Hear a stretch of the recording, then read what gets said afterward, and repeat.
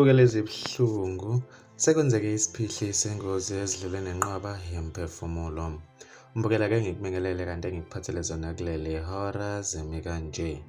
Kusanda kwenzeka inkunzi inyandisa igazi emgwaqeni N10 eRoad Sport eGoli esifundazweni sase-Gauteng ngesikhathi kushayisana amahlanze i-truck nemoto encane.